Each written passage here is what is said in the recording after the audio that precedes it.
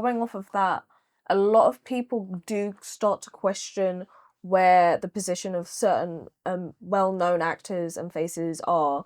And so, like, for example, Daniel Kaluuya and John Boyega, but what we're actually seeing is a lot of them are working behind the scenes. So, like, I always knew Daniel Kaluuya was doing writing. For like during Skins. You want Skins, yeah. But I thought it was only his season, so I with Junior. Kind of wanted to go a bit nostalgic, and I started watching Skins season 2, and like I was starting to see like his name was popping up even then, and I was like, oh, like damn, you were like heavily into it. Yeah. And recently there was a creator who said, where is he? And I genuinely believe he's just pursuing his passion. Was it Jamal? Yeah, I love his content. Honestly, I think he's had such like a nice rise on social media as well. And I feel like his rise has been sick. Like, and he's making sense. Like, I'm so sorry. Like, and I feel like not to be like all men, but like as a man, if you talk, make it make sense. And Jamal's making it make sense. He makes it sense all the time. I love his content. He's one of my favorite content creators of this year. Yeah, honestly, like he's had such I think, and like he's doing that questioning that I think is actually really introspective, and he's doing it in a way that kind of brings opens a conversation. Yeah. And I think that conversation, especially that question, kind of highlighted how, like, for some reason, people think that being on screen is the only route for a lot of creatives, especially Black creatives in the UK. When a lot of them have a lot of passion for being behind the scenes. So, like, for example, Lenny Henry was one of the big ones where we knew him from the screen, and then you started realizing he doesn't want to be on the screen. He likes doing a lot of the behind the scenes stuff. It's got a production company, and he's working really hard to kind of push, like, once again, like, Black stories to the forefront, because I think, like, when you're at his level, like, people have to listen to you because you have enough clout for people to listen to it. And if they don't listen to you, you can come to any publication and say, they didn't want to hear me. I tried, but they didn't want to hear me. So, like, I think, like, being able to do that is such, like, a powerful force in the end. Like, and obviously now that he's still working on, like, back end things, but obviously he dips in and out, and, like, I'm seeing him in every beautiful thing in the theatre. Which is also great because we're seeing, what's her name again? Amika Mod, who everyone was like, again, another actor within the POC space in Britain, where everyone was like, you're amazing, you're a great talent, but where are you? And I think it just goes back to that whole conversation of everyone's so obsessed with being on the big screen, but like for a lot of people, that's not the be all end all. Like, I think theatre's the most beautiful medium, especially in the like entertainment industry, that always just seems to get brushed off. But I do think, like, the theatre, especially in the UK, it's like such a staple for, like, a lot of artists make their way through theatre. You know, like, they go to theatre school, they go to acting school, and then they'll do, you know, their first acting credit will be within the theatre on the stage more than likely. And if it's on TV, that's great, but they might also then return to theatre. And Alfred Enoch, I'm looking at you because you have not been seen on the TV in a very long time. But I respect it because he's phenomenal. Yeah, he's phenomenal on he's that got stage. He's got a new one. Richard the Third, I think. Yeah, Richard the Seventh. That's Royal. One of them Richards. It's the RSC. Yeah. Royal Shakespeare Company. For those who don't know, and I remember he's always been very much a theatre head because one time, I crap you not, I was walking from like one of my internships, and I saw him walk past, and he was practicing his lines. Oh, sick. And I didn't even want to interrupt because I was like, you look busy. You do your thinking. You know what I mean? Yeah, I feel like he's someone who probably will stay on like the stage circuit for a really, really long time. Unless there's like a role that it feels like worthwhile enough for him to like come to screen for. Which I think I actually really appreciate that within him. But it's really interesting because I think, like, I love the theatre. Like, I stay seated in that theatre whenever I can, wherever I can. And also I'm also trying to do more of like my bank hurts because of it, but I'm trying to pay more into the theatre because I think you can get very used to being in a space where you get given tickets like for free, and that's amazing. Like, sometimes I get tickets that I know are worth like a lot of money because that's just the way it is. But then like also I'm like, okay, like this month can I spend like £150 in like a bunch of different theatre spaces just to put the money back into the theatre because it is really important. Yeah. What are your favorite theatre spaces? Sorry, Junior. I know this is like a No, this is because a conversation. we do have Manny, friend of the show from the post credit scene podcast. He's coming on in the next couple weeks. We have him coming on so we can have a proper like deep dive into theatre, because he's a theatre head. He loves going to the theatre. I unfortunately am not as much frequently going to the theatre. My missus is hugely into theatre, so I do go along with her. So I am slowly immersing myself into the theatre culture. So it is good to hear all this stuff, because I think there's a stigma on theatre, especially with Black people, on it being mostly white stories, which I think, if I'm wrong, maybe if we go percentage wise, maybe there is more white stories being told. But I think also like, but there's also financial stuff behind it as well that's kind of irritating for young Black people to want to go to the theatre. Yeah, I think there's a misconception because some stories don't have race. So I've seen a Black adaptation of Antigone when I was younger, and it was phenomenal. And some themes and storylines are just transcending of race. It doesn't matter if it's Black or white theatre, but then also certain things are just so beautiful that it has to be like, what was it? Small Islands. I watched that at the National Theatre as well. Yeah. So like it's still, I think you have to go out of your way to really learn how to look through it. But I would always go for the small theatre companies first, because you get to have more fun. Yeah. They're a lot more playful. Like, I really like Young Vic. Yeah, Young Vic is really good. Young Vic, Bush Theatre, Almeida, even though it always sells out, it makes me. But then they also have a streaming It's a small platform place as then. well, don't they? Yeah. Yeah, like a lot of them do have streaming platforms. Obviously, that is obviously to help with like membership costs, and obviously, like, do not forget that the National Theatre, which is like the biggest theatre space we have, has a massive archive of content, and also a massive archive of Black content as well, like Black, old, historic, like theatre content that they just have recorded. Because didn't they have The Effect? That was in the National, yeah. Yeah. Yeah. But once again, like, that was white director, but Black cast. Yeah. and obviously that brought like bums on seats because it was, you know, Taylor Russell. Everyone loved Taylor Russell at that moment in time. And Papa as well. Yeah. Oh yeah, I watched that. Yeah.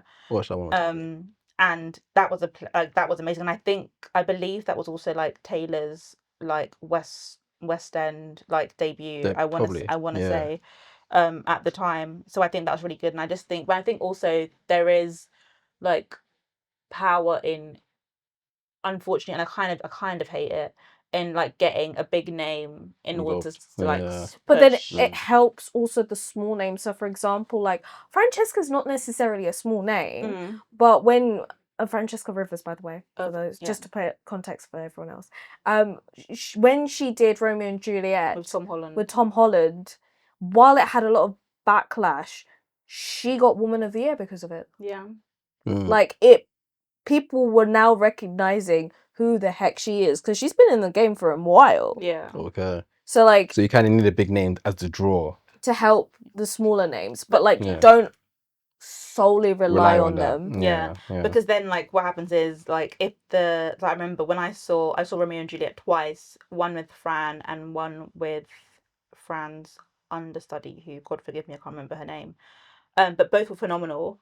And I just remember people were really upset because I think it was like a last minute like change, and them getting there and being like really upset. And I was like, as much as it's about like the name, it's not. It's about being in the space, being in the moment, watching something beautiful that people have worked hard and like worked hard to come and perform. And like for some people, it's like, you know, like they might only get like 1 or 2 nights or 3 nights as understudy to go on, because that's just the way it works. Yeah.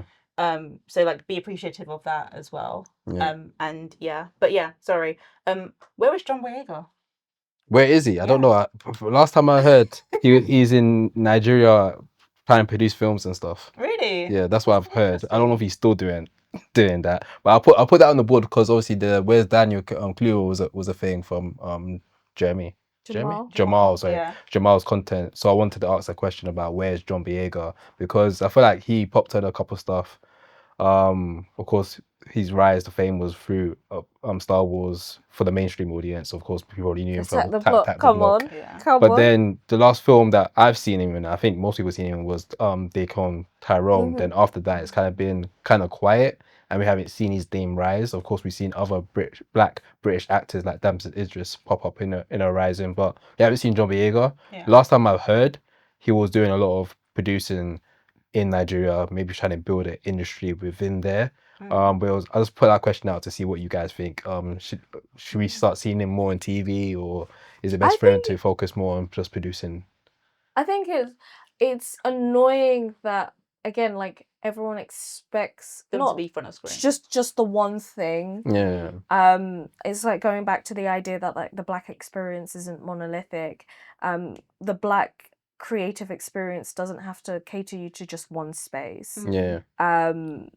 Some of the best creators we've had just out of the UK, for example, have done a mixture of things. So, like, Tyler the Creator is another one, where he's just done a little bit of everything. We've got Issa Rae, that's another one. Keke Palmer's, like, you could go on, and I think... And we're back. So, for the edit. It'll make sense. Once I've edited. Yeah. Capping a creative to one medium will stop them from doing their best work.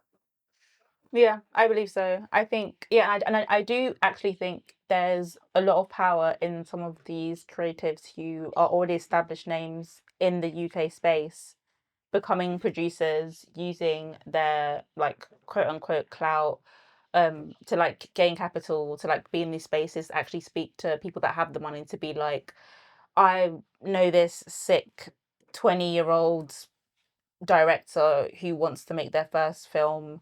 I'm happy to produce. I want them to direct. You give us the budget and we'll do it, kind of thing. Do you know what I mean? I feel like that's what we need more. But I feel like if you look at people, like, for example, like, she's not Black, but if you look at people like Reese Witherspoon, for example, who has Hello Sunshine, which is obviously a big, massive production company that does all books, but has done just basically just adapts books and is, like, doing so well to be in that space, to once again be behind the scenes, be pushing that conversation forward, but actually you'll never, unless you knew it was her, you would never know that she was behind all this. So I think that's what we need in the Black community. I think it's difficult because we're not at the same level as Americans. We're nowhere near that level because the capital and the way money works is just different over there. But I think we're starting to see that, and I think once we hit that space of, like, there being someone who is big enough to not be ignored, passionate enough to want to see change affected, and has enough clout and know-how to make that happen, we're going to see a whole bunch of people come up under these people, and that's really what we need. Yeah, and, like, this isn't the first time we've seen people do this. Like, didn't Denzel do it for, like, ages? Yeah, probably. And then, like, now his whole family have their own production house. And John David. Sorry. It's like Maz it really is just me. It's like looking in the mirror. So it's just, I don't think it's anything new. So it's like, basically, we should be cool with these actors taking their shift, taking a break, or shifting to other fields. Because they're doing something for the culture. Yeah, I think it's good for them to climb up the production ladder and opening doors for more people to come in, especially in the Black field, so we can get more Black art out there. I think with John Boyega, it's like, I haven't seen that art come out yet. So it's like, I don't know what's happening. Has he got anything, like, in the pipeline? Like, if you look on IMDb, does it say anything? Ooh, that's a good question. I could probably give it a look and see what's going on. But the only thing I heard of is Attack the Block 2. Really? I was like, no, but why God is that forbid. happening? No, Attack the Block 2 is happening. It's coming still. We don't need that. No, we don't. How do I spell your name? Oh, there's Boy. Let's see what he's actually got coming up, man. What would you want to see him in if there was anything like? You know, he's one of those actors that I feel like hasn't got an opportunity yet to actually show that, yo, I'm an actor. Yeah. Like last, The Woman King. A drama. He was in Love, Dead and Robots. Love, Death and Robots. Season that came out this year. Yeah. Then a new stuff is coming out. Otis. Otis and Zelma. What's that? Oh, Otis Redding. Okay. Is that a bio? Yeah, biopic. Yeah. Okay. Isn't the singer Otis Redding? Yeah. Okay. All right. Fair. One of the writers is also directing it as well. I feel like I've seen this person before. Okay, so he does have projects coming out. We just have to wait until 2026. Yeah. And This is the Block 2. I just don't believe it. Like, what could they possibly need? The aliens are back in it. It might be a metaphor for gentrification. That'd be interesting. I But wonder also, what is they it film it. needed? Well, it just has his name there and no one else, and just the director that did the first one Fair enough. that's writing it as well. So which is a white guy, which is kind of weird.